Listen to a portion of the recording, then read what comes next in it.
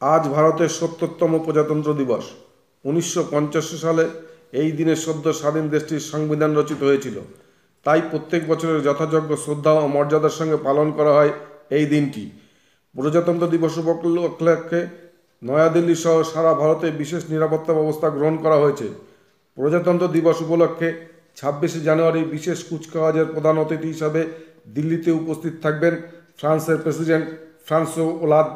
প্রজাতন্ত্র দিবসকে কেন্দ্র করে দেশের সন্ত্রাসী সংগঠন আইএসএ নাশকতা চালাতে পারে বলে ভারতীয় নিরাপত্তা এজেন্সির পক্ষ থেকে আশঙ্কা করা হচ্ছে।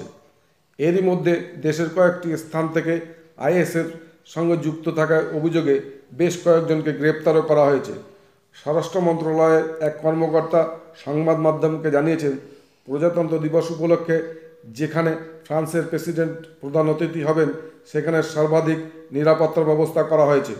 ২০১৪ সালে প্রজাতন্ত্র দিবস উপলক্ষে ৫০ কোম্পানির আধা সেনা মোতায়েন করা হয়েছিল।